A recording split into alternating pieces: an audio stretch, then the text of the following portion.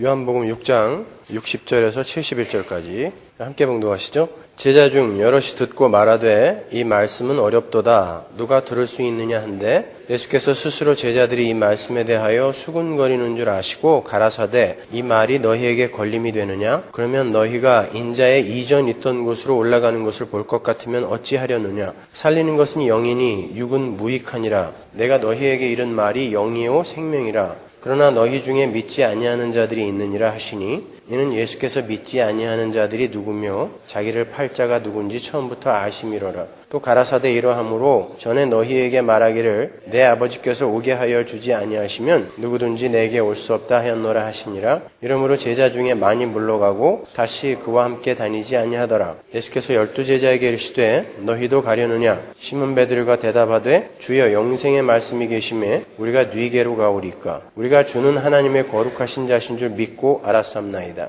예수께서 대답하시되 내가 너희 12를 택하지 아니하였느냐? 그러나 너희 중에 한 사람은 마귀니라 하시니 이 말씀은 가룟 시몬의 아들 유다를 가리키심이라. 저는 12 중에 하나로 예수를 팔자로라. 아멘. 자, 이제 요한복음 6장의 마지막 부분에 당도했습니다. 내용이 길어서 아주 긴 시간 이 요한복음 6장을 공부했지만 주제는 아주 간단해요. 예수 그리스도는 세상에 떡을 주러 오신 분이 아니라 생명의 떡을 주러 오신 분이라는 거죠. 그리고 그 생명의 떡은 인간의 노력이나 자격에 의해서 먹을 수 있는 것이 아니라 하나님께서 아들에게 주신 자들만 먹을 수 있는 하나님의 선물이라는 것입니다. 그런데 세상의 떡을 쫓아서 예수님께 나온 그 군중들은 주님의 말씀을 전혀 이해하지 못하죠. 그만큼 세상은 생명의 떡에는 관심도 없고 오직 이 땅에서의 부귀 영화에만 관심을 쏟고 있다는 것이겠죠. 오늘 보면 60절을 보시면 군중들뿐 아니라 모든 것을 버리고 예수님을 쫓던 제자들 중에서도 많은 이들이 예수님의 말씀을 이해하지 못했다는 것을 알 수가 있어요. 제자들조차도 이 말씀은 어렵도다라고 수군거렸어요. 그죠? 어렵도다. 여기서 어렵도다라고 번역이 된 헬라어 스크레로스라는 이 단어는 이해하기 어렵다라는 말이 아니라 용납하기 어렵다, 관용하기 어렵다, 받아들이기 힘들다 이런 뜻이에요. 우리가 이미 공부해봐서 알지만 예수님이 그들에게 절대 어려운 말씀을 하신 게 아니죠. 예수님은 알기 쉬운 말로 당신이 하늘에서 내려온 생명의 떡이며 자신의 살과 피에 의해서만 참 생명을 얻을 수 있고 그 참 생명은 본인들의 노력이나 자격에 의해서 주어지는 것이 아니라 아버지께서 이끄시는 자들에게만 주어지는 것이라고 반복해서 말씀하셨어요. 그런데 그곳에 모인 군중들과 유대인들과 제자들까지 그 말을 받아들일 수 없었다라는 것입니다. 주님의 살과 피가 당신의 백성들에게 부어져야 한다라는 그 말은 주님께서 십자가에서 죽으셔야 함을 의미하는 것이었어요. 그렇죠? 제자들과 유대인들과 그곳에 모인 무리들은 주님께서 일으키신 기적들을 보고 그분이 자신들의 삶 속에서도 기적들을 일으켜서 자기들을 이 세상에서 행복하게 만들어줄 수 있을 거라는 기대 속에서 주님을 찾아온 거예요. 그런데 주님께서 당신이 죽으셔야 한다고 말씀하셨어요. 그리고 당신의 그러한 죽음을 통해서 생명이 주어진다고 하니까 제자들을 비롯한 그곳에 모인 무리들은 그 사실이 맞닥치가 않았어요. 그래서 어렵도다라고 이제 수군거린 거예요. 받아들일 수 없다라는 것이죠. 자기네는. 주님은 즉시 그들에게 내 말이 너희들에게 걸림돌이 되느냐라고 그들의 속내를 폭로하시죠. 들춰내세요. 주님의 말씀이 그들에게 걸림돌이 되었다라는 말은 그들이 가고자 하는 방향에 주님의 말씀이 제동장치의 역할을 했다라는 거예요. 그러니까 다른 말로 그들은 이미 자신들이 가고자 하는 방향을 정해놓고 그 방향으로의 행진을 위해서 주님의 도움을 필요로 하고 있었다라는 말인 것입니다. 그런데 주님이 도와주시기는커녕 오히려 그들의 진로에 태클을 걸고 들어오셨다라는 것입니다. 그래서 걸림돌이 된 거예요. 우리가 신앙생활을 하면서 우리가 원하는 바, 우리가 가고자 하는 바에 너무 집착하다 보면 이렇게 하나님의 말씀이 오히려 걸림돌이 될 수가 있는 것입니다.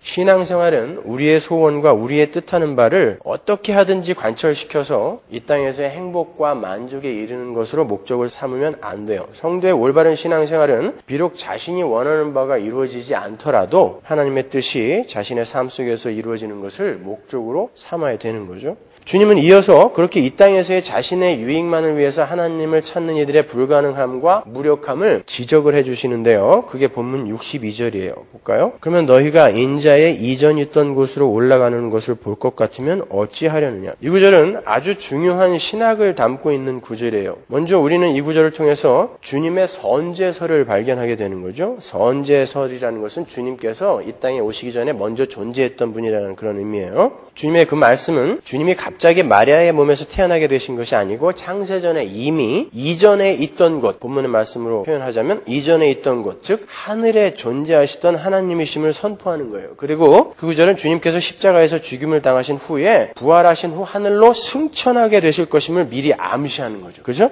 그래서 거기서 승천이라는 말이 나오는 거예요. 그러나 하나님의 선택에서 제외된 자들은 주님의 부활 승천을 눈으로 보고도 믿을 수가 없음을 미리 고지하시는 거예요. 내가 하늘로 승천하는 모습을 본다 하더라도 너희는 나를 믿지 못할 것이다 라는 뜻인 거예요. 실제로 예수님의 부활을 많은 이들이 보았음에도 불구하고 고린도전서 15장에 보면 나오죠. 한 번에 500여 형제에게도 나타나시기도 하고 그랬어요. 그럼에도 불구하고 오순절날 마가의 다락방에 모인 사람은 120명에 불과했어요. 그렇죠? 심지어 부활하신 주님과 대화까지 나누었던 제자들까지도 그 후에 갈릴리로 돌아가서 고기잡이를 하고 있었어요. 복음은 하나님의 은혜로 하나님의 선택된 백성에게만 이해되어지고 받아들여지는 비밀스러운 하늘의 선물인 것입니다. 그래서 무스테리온, 비밀이라고 이야기하는 거예요. 사도 바울이 그러한 믿음의 제한성에 대해서 잘 표현한 구절들이 있어요. 한번 볼까요? 고린도전서 1장 22절. 유대인은 표적을 구하고 헬라인은 지혜를 찾으나 우리는 십자가에 못 박힌 그리스도를 전하니 유대인에게는 거리끼는 것이요 이방인에게는 미련한 것이로되 오직 부르심을 입은 자들에게는 오직이라는 말에 동그라미 치세요. 오직 부르심을 입은 자들에게는 유대인이나 헬라인이나 그리스도는 하나님의 능력이요 하나님의 지혜다. 예수 그리스도의 십자가 복음은 오직 부르심을 입은 자들에게만 하나님의 능력으로 하나님의 지혜로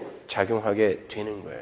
기독교를 공격하는 사람들이 뭘 공격해요? 십자가를 공격합니다, 여러분. 그래서 주님이 계속해서 63절에서 살리는 것은 영이요 육이 아니다 라고 말씀하신 거예요. 육에 속한 이 세상 어떤 것으로도 생명을 살려낼 수 없는 거예요. 오직 하나님이 부르신 그분의 백성들에게 성령의 부어짐으로만 생명은 살아나게 되는 거예요. 참 생명은 영에 속한 것이다 라는 말인 것입니다. 그들이 쫓는 육에 속한 이 생존에 관한 것이 아니라 영에 속한 것이다 라는 그런 뜻이에요. 사도 바울은 그 살려주는 영이 누구인지를 분명하게 밝히죠. 고린도전서 15장 45절 보세요. 기록된 바 첫사람 아담은 산영이 되었다 함과 같이 마지막 아담은 무슨 영? 살려주는 영이 되었나니 그러나 먼저는 신령한 자가 아니요 육 있는 자요 그 다음에 신령한 자니라. 보시는 바와 같이 살려주는 영은 마지막 아담이신 예수 그리스도이세요. 그런데 그렇게 참 생명을 주시는 하늘의 떡이자 살려주는 영 예수 그리스도를 이해할 수 있는 이들은 영적인 눈을 가진 하나님의 백성들밖에 없는 거예요. 그래서 주님은 내가 영에 속한 말을 하고 있으니 육에 속한 너희들이 어떻게 알아들을 수가 있겠느냐 그렇게 말씀하시는 거예요. 63절 후반부를 보시면 내가 너희에게 이른 말이 영이요 생명이요 라고 말씀하시죠. 그죠? 내 말이 영이요 생명이다 라고 이야기해요. 영은 살려주는 거잖아요. 그러니까 그 말이 살려주는 거라는 것은 이 말을 믿기만 하면 산다라는 뜻이거든요. 근데 못 믿는 거예요. 그 자리에 찾아온 이들이 그걸 못 믿는 거예요. 왜?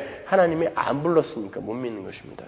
왜 주님께서 유대인들이 모여있는 가버나움 회당에서 이런 말씀을 하실까요, 여러분? 유대인들은 율법만이 생명을 줄 수 있는 거라고 굳게 믿었어요. 그렇죠? 유대인들은 율법이 생명을 줄 수 있다고 믿었어요. 맞아요, 여러분. 율법이 생명을 줄 수 있어요. 그러나 완전히 다 지켜야 줄 수 있어요. 갈라디아서에 보면 잘 나오죠? 3장 12절에 보면. 그리고 다 지켜내다가 중간에 가다가 하나만 어겨도 전부 어긴 게 돼요. 처음부터 다시 시작해야 돼요.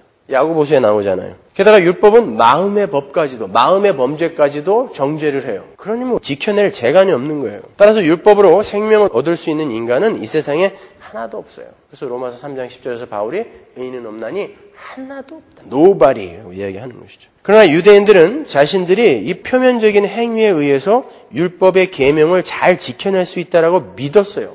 그래서 그들은 율법을 613가지로 세분화해서 지켜냈어요. 나중에는 2134가지로 확대를 했죠. 그걸 다 지켜낼 수 있었을까요? 2134가지? 뭔지 기억도 다 못할 거예요. 인간은 절대 그럴 수가 없어요. 그러므로 영원한 생명은 우리 안에서 제조될 수 있는 것이 아니라 밖에서부터 주어지는 수밖에 없는 거예요. 그래서 주님은 살리는 것은 영이고 육은 구약의 율법은 무익한 거라는 거예요. 이 세상에 그 어떤 것으로도 생명은 창조되어질 수가 없는 것입니다. 구원이라는 건 이런 거예요. 창세기 2장 17절 보세요. 선악을 알게 하는 나무의 실과는 먹지 말라. 네가 먹는 날에는 정령 죽으리라 하시니라. 이게 구약이에요. 내 말 안 들으면 니네는 죽어. 이거 먹으면 죽는다요. 이게 구약입니다. 예수 그리스도는 그렇게 하나님의 말씀을 어기고 선악과를 먹음으로 죽어야 하는 자들에게 먹힘으로 그들의 독을 해독하는 해독제로 오신 거예요. 해독제를 먹다 보니까 이 단어도 해독제로 오신 거예요.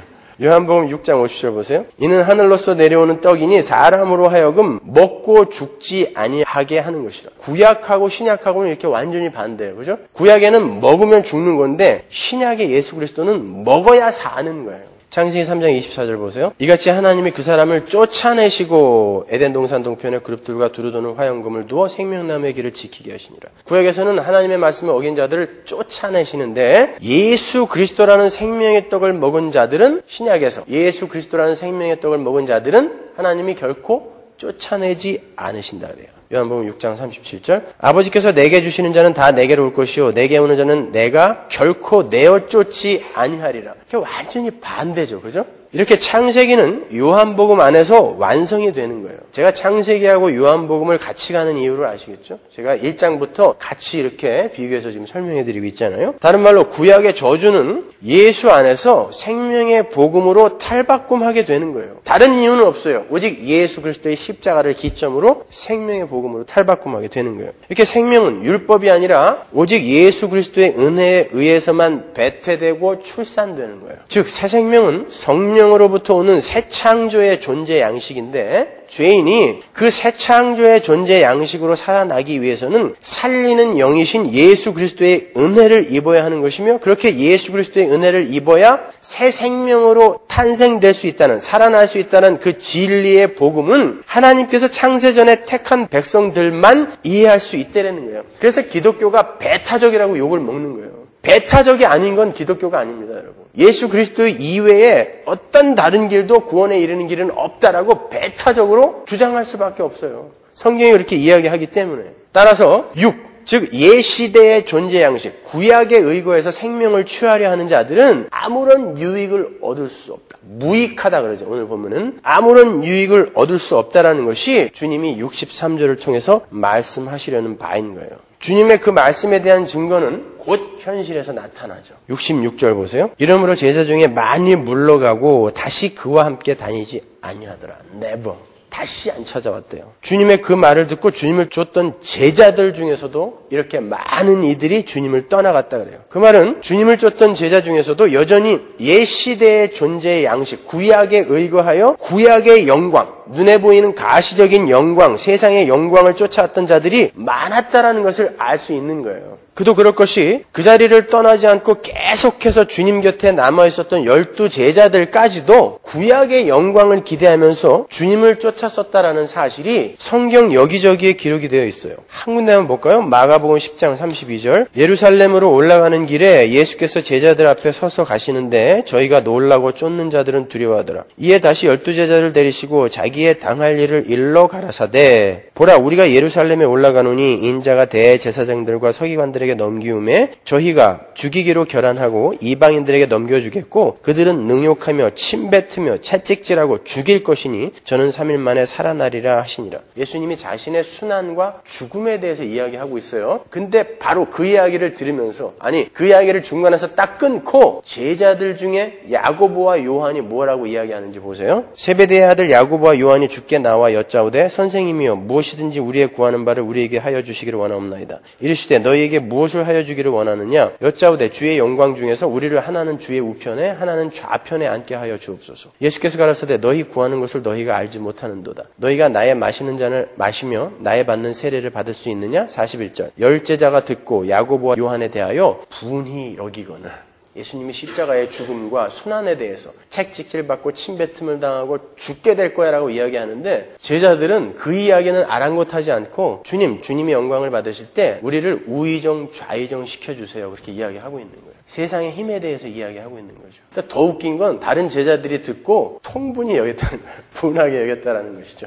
저놈들이 우리가 원하는 걸 지들이 먼저 와서 이야기하고 있네. 그래서 분하게 여겼다라는 것입니다. 여러분. 지금 이 이야기는 AD 30년경의 이야기이거든요. 근데 요한복음 6장의 가버나움의 회당의 이야기는 AD 29년경의 이야기예요. 따라서 이 제자들 또한 가버나움 회당에서 다른 제자들이 떠났을 때 떠났어야 이야기가 맞잖아요. 여전히 세상의 힘을 쫓는 자들은 그때 다 떠났단 말입니다. 근데 제자들은 안 떠나고 끝까지 쫓아다니면서 계속 세상의 힘을 추구하고 있어요. 어떻게 그들이 주님 곁에 남아있을 수 있었을까요, 여러분? 거기에 대한 대답이 67절 이하죠. 예수께서 12제자에게 이르시되 너희도 가려느냐? 시몬 베드로가 대답하되 주여 영생의 말씀이 계심에 우리가 네게로 가오리까. 우리가 주는 하나님의 거룩하신 자신 줄 믿고 알았사옵나이다. 많은 이들이 주님 곁을 떠나자 주님께서 12제자들에게 너희도 가려느냐 하고 물으셨어요. 그때 시몬 베드로가 영생의 말씀이 계시면 우리가 네게로 가오리까 하고 아주 기특한 대답을 했죠. 그 말은 주님께서 영생의 말씀을 소유하고 있는데, 게시메라고 번역이 된 에코라는 단어는 소유하다라는 뜻이에요. 주님께서 영생의 말씀을 소유하고 있는데 우리가 어디로, 누구에게로 돌아갈 수 있겠습니까? 라는 뜻이에요. 직역을 하면 마치 베드로는 주님이 십자가를 지고 죽으셔야 죄인들에게 하늘의 참 생명인 영생이 주어지게 될 것이다 라는 하늘의 복음의 비밀을 전부 다 알고 있는 것처럼 그렇게 들리지 않아요? 그런데 이런 기특한 대답을 한 베드로가 왜 주님께 우의정 좌의정 시켜달라고 졸랐던 그 야고보와 요한의 이야기를 듣고 분노했을까요? 왜 이런 대답을 한 베드로가 주님이 붙잡혀 가셨을 때 그러한 세상의 권세를 두려워하여 3번씩이나 심지어 저주하며 주님을 부인했을까요? 유대인들의 관습에 따르면 그는 하나님의 이름으로 부인했을 거란 말입니다. 왜 그랬을까요? 아니, 왜 부활한 주님을 만나고도 고기를 잡으러 갈릴리로 떠났을까요? 그 문제를 어떻게 이해해야 됩니까? 사도 베드로가 다른 곳에서 동일하게 오늘 본문과 같은 기특한 고백을 한 적이 있었죠. 그곳에 가서 이 문제를 한번 풀어보도록 하겠습니다. 마태복음 16장 13절. 예수께서 가이사랴 빌립보 지방에 이르러 제자들에게 물어 가라사대 사람들이 인자를 누구라 하느냐 가로되 더러는 세례 요한 더러는 엘리야 어떤 이는 예레미야나 선지자 중에 하나라 하더이다. 가라사대 너희는 나를 누구라 하느냐 시몬 베드로가 대답하여 가로되 주는 그리스도시요 살아계신 하나님의 아들이시니이다. 예수께서 대답하여 가라사대 바요나 시몬아 내가 복이 있도다. 이를 내게 알게 한 이는 혈육이 아니요 하늘에 계신 내 아버지시니라. 베드로가 주는 그리스도시요 살아계신 하나님의 아들이라고 고백을 함으로 주님께 칭찬을 받죠. 그러나 이렇게 주님을 가리켜 그리스도 메시아요 살아계신 하나님의 아들이라고 고백한 베드로가 바로 이어서 주님의 그 죽으심에 대한 이야기를 듣고 분개하여 주님을 야단치죠. 그죠? 꾸짖다라는 뜻이라 그랬잖아요. 그게 주님을 야단을 쳐요. 죽으면 안 돼요. 그런단 말입니다. 우리는 그러한 베드로의 행동을 보면서 참 많이 혼란스러워요. 그죠? 멋진 신앙 고백 후에 곧바로 주님을 꾸짖은 그런 베드로의 행동을 보면 베드로가 그런 고백을 참 믿음에 의해서 하지 않은 것처럼 보이지 않습니까? 근데 주님은 또 칭찬을 하신단 말이에요. 그 칭찬의 근거가 뭔지를 보세요. 그게 17절인데 이를 내게 알게 한 이는 혈육이 아니라 하늘에 계신 하나님이다. 내 아버지다라고 이야기하는 거예요. 시몬 베드로는 여전히 불가능한 존재인데 순간순간 베드로를 이끌고 계시는 분이 계시다라는 것입니다. 그렇다면 베드로의 그러한 기특한 고백들은 무엇에 대한 증거이겠어요? 불가능한 베드로를 이끌고 가시는 요한복음 6장의 표현대로 하자면 이끌고 가시는 하나님의 손길의 현현인 거예요. 베드로가 잘나서 베드로가 특별히 훌륭한 제자라서 그런 고백을 한 게 아니라 이를 고백하게 한 이는 혈육도 아니고 너도 아니고 네 의지와 선택도 아니고 하늘에 계신 내 아버지라는 것입니다. 주님은 표적을 보고 쫓아온 무리들과 가버나움 회당에서의 유대인들과 또 당신의 제자들에게 반복해서 내 아버지가 이끌어 내게 주신 자 외에는 나에게 올 수 없다라는 선택과 예정과 제한적 속죄에 대해서 계속 반복해서 지금 설명하시는 중이에요. 그 말미에 베드로의 고백이 지금 나온 거란 말입니다. 그러면 그게 베드로 자신의 고백이면 안 되는 거잖아요. 전체적인 문맥에서 어긋나 버리지 않습니까? 그렇지 않아요? 그러니까 이 고백은 베드로의 의지가 아닌 하나님의 강권적인 은혜의 관점에서 이해를 해야 되는 거예요. 여러분의 이해를 돕기 위해서 베드로와 동일한 고백을 했던 다윗의 고백을 시편에서 찾아보겠습니다. 시편 139편 7절. 내가 주의 신을 떠나 어디로 가며, 자, 베드로와 똑같은 이야기를 하죠. 내가 주를 떠나 어디로 가겠습니까? 그런단 말이에요. 내가 주의 신을 떠나 어디로 가며 주의 앞에서 어디로 피하리이까? 내가 하늘에 올라갈지라도 거기 계시며 음부에 내 자리를 펼지라도 거기 계시니이다. 내가 새벽 날개를 치며 바다 끝에 가서 거할지라도 곧 거기서도 주의 손이 나를 인도하시며 주의 오른손이 나를 붙드시리이다. 다윗이 지금 베드로와 똑같은 고백을 하는 거예요. 내가 주의 신을 떠나 어디로 갑니까? 나는 못 갑니다. 여기 있겠습니다. 그런데 그렇게 그가 주의 신을 피할 수 없는, 떠날 떠날 수 없는 이유가 8절부터 10절까지죠. 그죠? 이유가 뭐예요? 그가 떠날 수 없는 이유가 하나님이 가는 곳마다 쫓아다니시기 때문에 못 떠난다라는 거예요. 그가 하나님을 안 떠나는 게 아니라 하나님이 그를 끝까지 쫓아가시는 거예요. 하나님의 택한 백성들은. 따라서 오늘 본문에 영생의 말씀이 계심에 우리가 뉘게로 가오리까라는 구절은 주님께서 영생의 말씀을 소유하시고 우리를 붙들고 계신데 우리가 그 고집 앞에서 어디로 도망갈 수 있습니까? 라고 그렇게 의역을 해서 읽는 것이 이해가 쉬운 거예요. 더 문맥에도 맞고요. 지금 베드로를 붙들고 있는 것은 오히려 주님인 거예요. 그게 복음입니다. 하나님이 우리에게 맡겨놓으셨으면 우리는 하루에도 12번씩 떠나게 돼 있어요. 영생의 말씀이 계시긴 무슨 개뿔이나 뭐가 있어요. 오늘의 양식도 안 읽는데. 근데 하나님이 나를 붙들고 있는 거예요. 쫓아다니면서 붙들고 있는 거예요. 그게 하나님의 고집이라니까요. 아들까지 죽여버린 고집. 우리를 살리기 위해 아들까지 죽여버린 고집. 그 고집으로 우리를 쫓아오시는 거예요. 여전히 베드로는 이생의 자랑과 육신의 정욕과 안목의 정욕에 눈이 어두워 있는 자예요. 그 이후로도 계속 베드로는 그런 모습밖에 안 보여줘요. 그런데 모두 다 돌아가고 있는 그 현장에서 예수님이 베드로를 붙드시고 그의 입에서 기특한 신앙 고백이 나오게 만드시는 것입니다. 그리고 그가 실수할 때마다 주님이 그를 붙들고 놓지 않으심으로 그가 위대한 사도로 생을 마치게 된 거예요. 베드로가 갈릴리로 들어가서 고기를 잡고 있을 때 부활하신 주님께서 그를 찾아가셨죠. 그때 제자들의 신앙 상태를 요한이 잘 그리고 있어요. 요한복음 21장 11절로 가보세요. 시몬 베드로가 올라가서 그물을 육지에 끌어올리니 가득히 찬 큰 고기가 153마리라 이같이 많으나 그물이 찢어지지 아니하였더라. 제자들이 고기를 잡고 있는데 밤새 소득이 없었어요. 그때 주님께서 나타나셔서 그물을 배 오른편으로 던져라 그랬어요. 그랬더니 그물이 찢어질 만큼 고기가 잡혔어요. 그때 베드로가 주님을 알아보고 옷을 걸쳐 입고 물로 뛰어들었다 그래요. 그죠? 참 승질급한 거는 어디 가나 티가 나요. 그죠? 물로 뛰어들으려면 입던 것도 벗고 뛰어들어야 되는데 벗었던 걸 입고 뛰어들었어요. 그들이 지금 부활하신 주님을 만나서 또다시 그분의 기적을 체험한 거예요.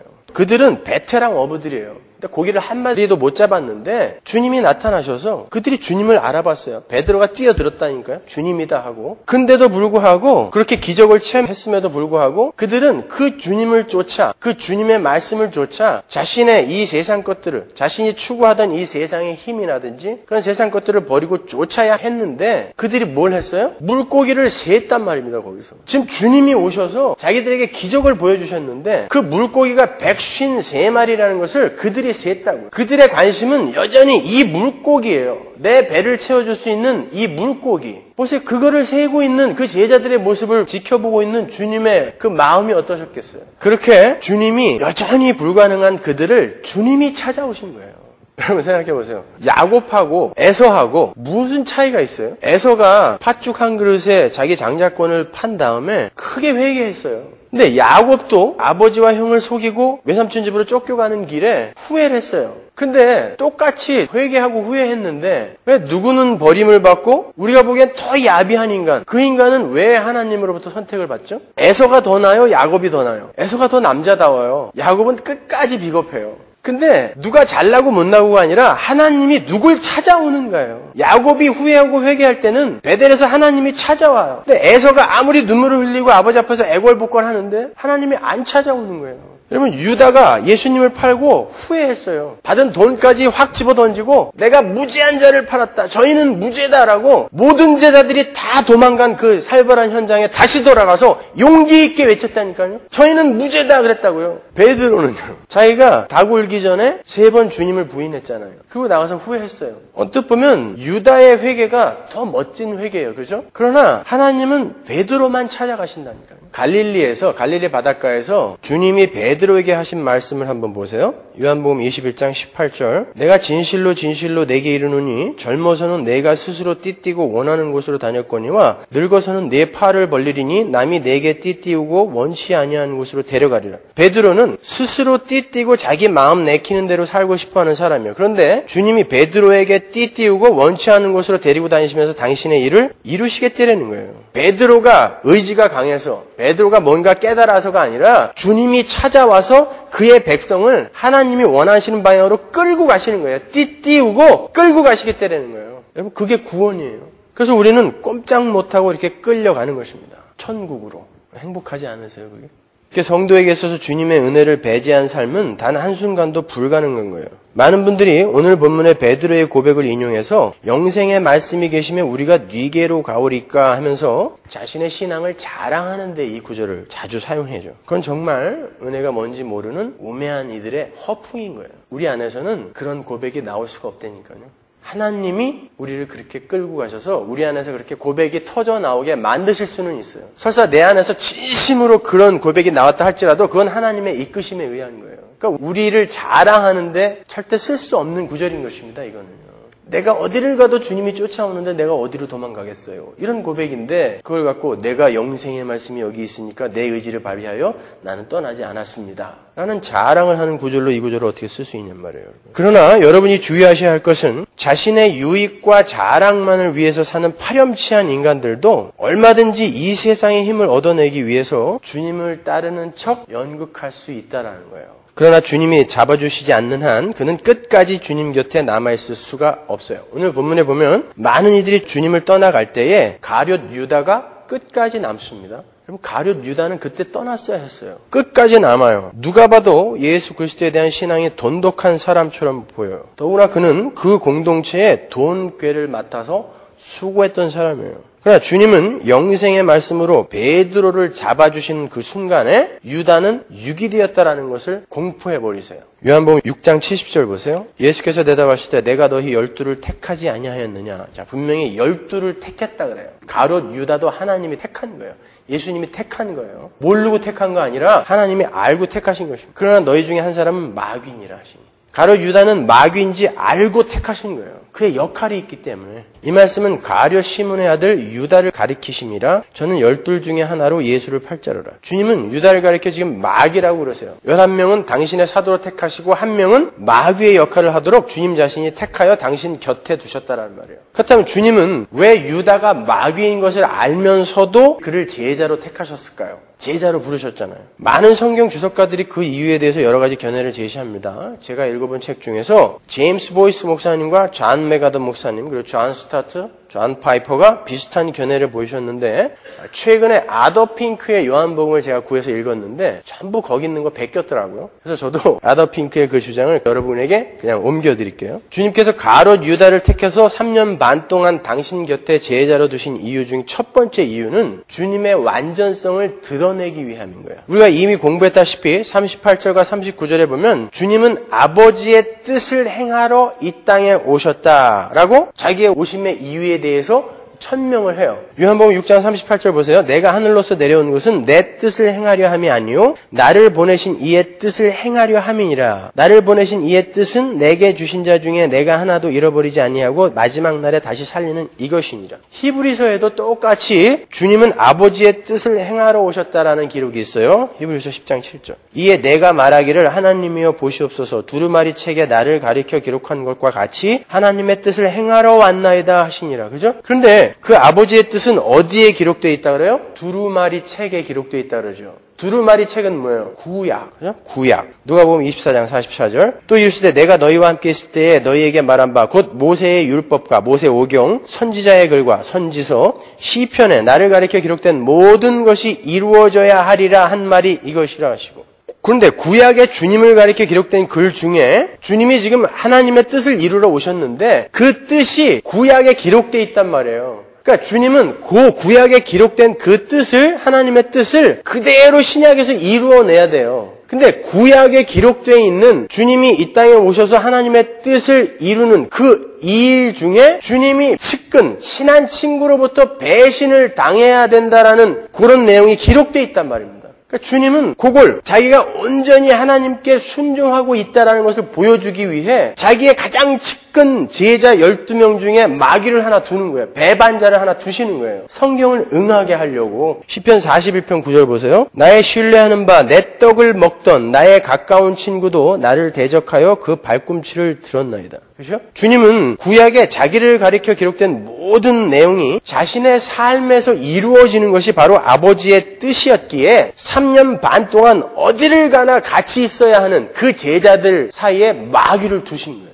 아버지에게 온전히 순종하기 위해서. 주님이 얼마나 하나님 아버지의 뜻에 온전히 순종하기를 애쓰셨는지 시편 22편으로 가서 한 절만 더 보고 가자고요. 22편 1절. 내 하나님이여 내 하나님이여 어찌 나를 버리셨나이까. 이 말은 주님이 십자가상에서 이걸 그대로 인용해서 하신 말씀이에요. 그래서 신약의 가상칠언 중에 그 말만 아람어로 기록이 되어 있어요. 엘리 엘리 라마 사박다니. 주님이 지금 구약의 이 이야기를 그대로 인용해다가 아버지의 뜻을 이루고 있다는 것을 보여주는 거예요. 주님이 이렇게 철저하게 하나님의 뜻에 순종하시기 위해서 유다까지도 당신의 곁에 두신 거예요. 요한복음 17장 12절 보세요. 내가 저희와 함께 있을 때에 내게 주신 아버지의 이름으로 저희를 보존하와 지켰나이다. 그 중에 하나도 멸망치 않고 오직 멸망의 자식뿐이오니 이는 성경을 응하게 함이니이다. 정확하죠? 두 번째 이유는 그리스도의 도덕적인 완전성에 대한 편견 없는 증거를 제공하시기 위해 마귀의 편인 유다를 당신 곁에 두신 거예요. 주님의 다른 사도들과 구원받은 많은 이들이 주님의 도덕의 완전성을 증거를 했죠. 그렇죠? 그러나 그들은 모두 주님 편이었기 때문에 그들의 증거가 편벽되고 편향된 증거로 폄하될 수 있어요. 그렇죠? 어차피 같은 편이니까 아닌데도 좋은 말을 해줄 수 있는 거 아니에요? 그러나 적은 절대 좋은 말 해줄 수 없잖아요. 근데 적이 마귀가 예수님 옆에서 3년 반 동안 있으면서 결국 뭐라 그래요? 이는 무죄한 자다라고 그분의 도덕적 완전성을 증거하고 가버렸단 말이에요. 그것을 위해서 주님께서 유다를 자신의 곁에 두셨다라는 것입니다. 세 번째로 주님이 유다를 선택하셔서 곁에 두신 이유는 죄의 흉악함을 드러내고 그러한 죄에 빠져있는 이들에게 엄숙한 경고를 바라시기 위함이었어요.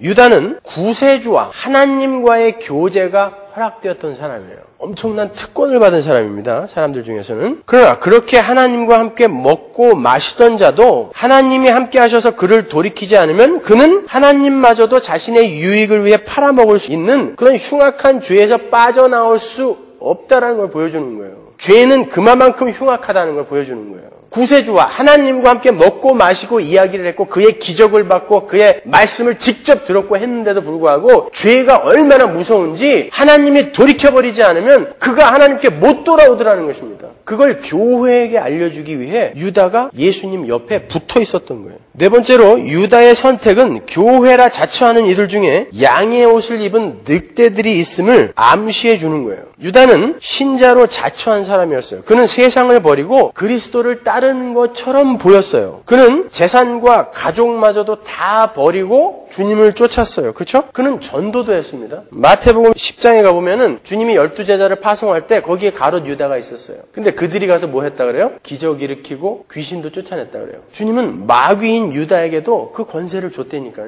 그러니까 여러분 기적 일으키는 사람들 신기해하지 마세요. 마귀들도 할 수 있는 거예요. 그거는요. 하나님의 목적을 위해서. 그러니까 마귀들도 할 수 있는 그런 거에 현혹되지 말고 하나님의 백성만 할 수 있는 그걸 보셔야 되는 거예요. 영생의 삶, 나를 비우고 나를 죽여 다른 이들을 사랑하는 그 사랑을 보시고 이 사람이 하나님의 백성이고 하나님의 종이다 라고 판별하셔야지 그 사람이 일으키는 기적, 그 사람이 하고 있는 종교 행위 이런 것들을 보고 쫓아가시면 큰일 나는 거예요. 잘못하면 마귀 쫓아갈 수 있다니까요. 마귀인 유다가 그걸 했단 말입니다. 그러니까 주님 앞에서는 염소들이 그러잖아요. 내가 주님의 이름으로 귀신 쫓아내고 주님의 이름으로 큰 권능 행하고 주님의 이름으로 선지자 노릇까지 했는데 왜 나를 모르신다고 하시나요? 주님이 그들도 그거 할 수 있게 해주신단 말입니다, 여러분. 그런 거 쫓아다니지 마세요. 유다는 예수님의 가르침에 요만큼도 반기를 들지 않았던 사람이에요. 유다가 언제 뭐 반대했다는 기록이 있습니까? 그리고 최후의 만찬, 6월절 만찬에까지 참여했어요. 그리고 예수님이 제자들을 발 닦아주는데 발까지 턱 내놨어요, 그 앞에다가. 누가 봐도 신실한 신앙인이죠. 제자들이 끝까지 몰랐다니까요. 그 사람이 가짜인지 끝까지 몰랐어요. 그러니까 여러분 저를 함부로 믿지 마세요. 끝까지 가봐야 아는 거예요. 얼마든지 여러분의 눈에 맞게 혹하게 행동할 수 있어요. 죄인은 자기의 유익을 위해서. 그것은 인간의 생각과 하나님의 생각의 차이를 보여주는 것이기도 하죠. 하나님에 의해 새롭게 창조되기 전에 우리 인간들의 판단력은 신뢰할 만한 것이 못 돼요. 영적인 것과 전혀 상관없는 죄인들은 눈에 보이는 피상적인 것들만을 판단의 근거로 사용해요. 그래서 아직까지 영적인 분별력이 없었던 제자들이 마귀인 유다를 식별해내지 못한 거예요. 교회 안에서도 그런 일이 있을 수 있다는 것을 경고해 주시는 것입니다. 우리는 과연 제대로 된 판단력을 발휘해서 사람과 사건과 상황 등을 해석하고 있나요? 잘 안 되죠. 오죽하면 사도 바울도 그의 서신에서 다시는 그러한 오류를 범하지 않겠다고 여러 번 다짐을 해요. 고린도후서 5장 16절 보세요. 그러므로 우리가 이제부터는 아무 사람도 육체대로 알지 아니하노라. 표준 3번역으로 볼게요. 그러므로 우리는 이제부터는 아무도 육신의 잣대로 알려고 하지 않습니다. 여러분, 왜 하나님이 죄인들을 가리켜 소경이라는 표현을 쓰실까요? 죄인들은 이 세상의 가치 기준으로 경중과 무거움과 가벼움, 귀천, 귀한 것과 천한 것을 가르는 우를 범하기 때문에 그래요. 그걸 소경이라고 하는 것입니다.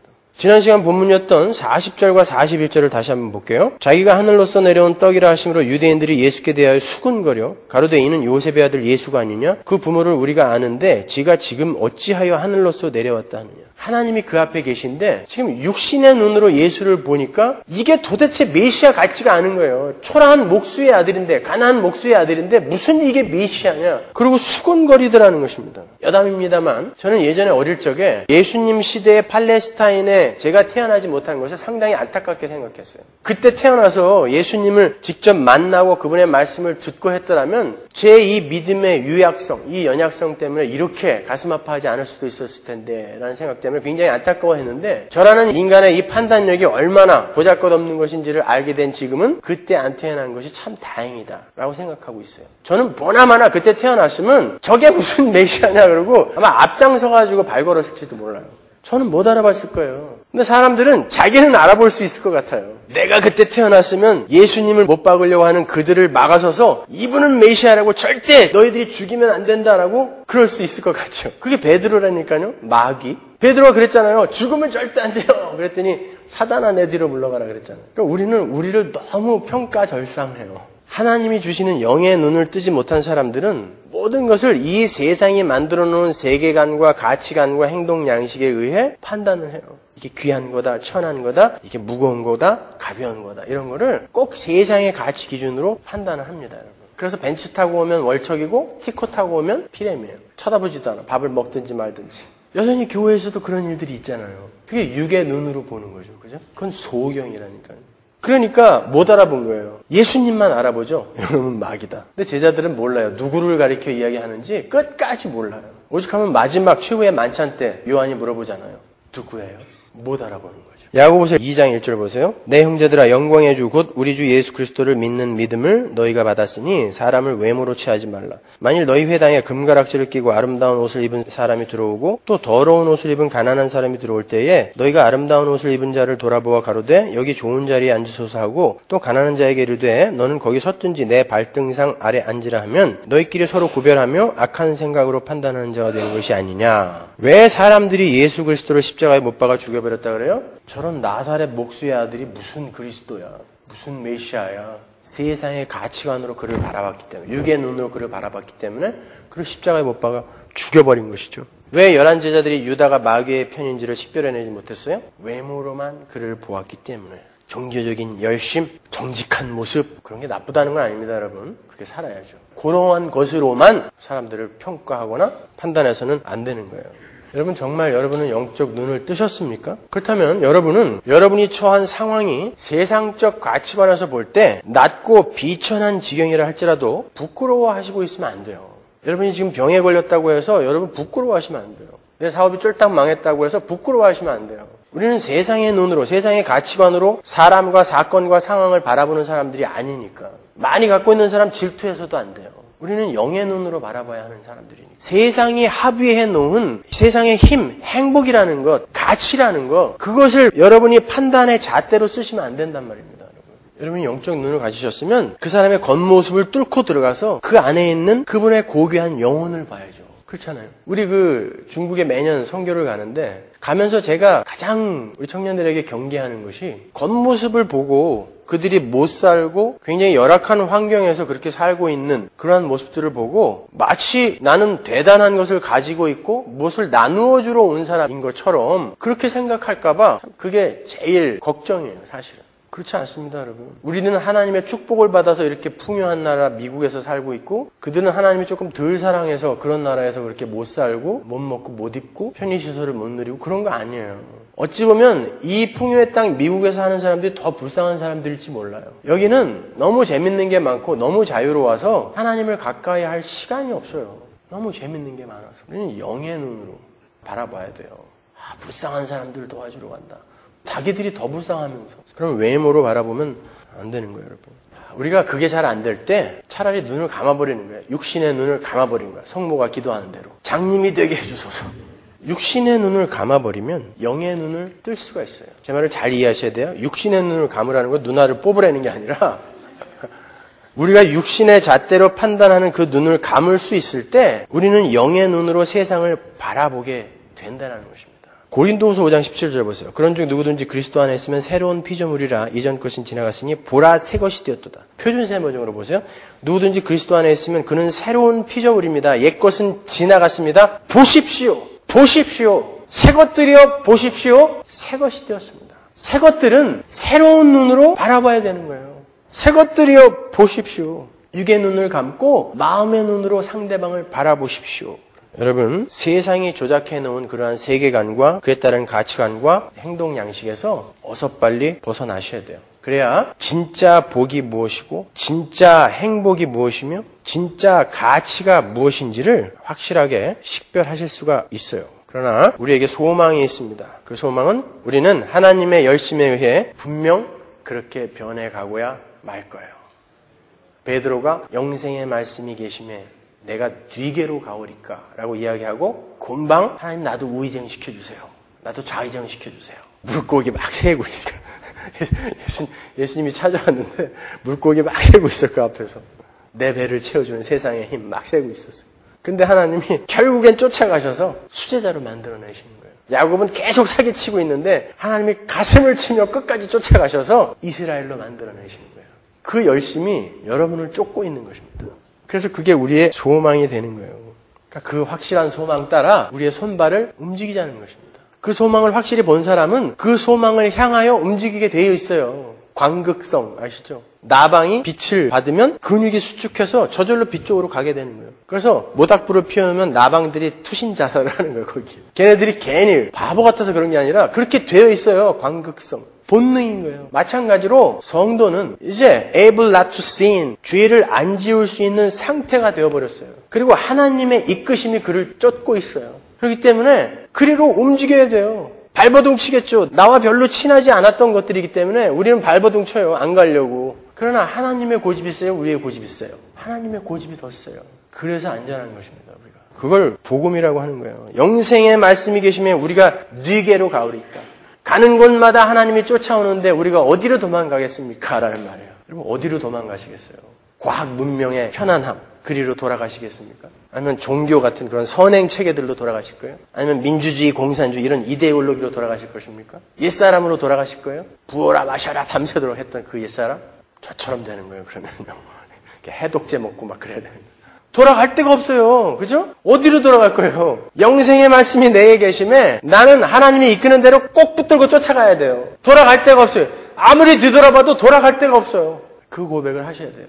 그리고 하나님은 반드시 그 고백을 진심에서 우러나오는 그 고백을 여러분의 입에서 끌어내실 것입니다. 그 복음에 감격하는 한 주가 되시길 바랍니다.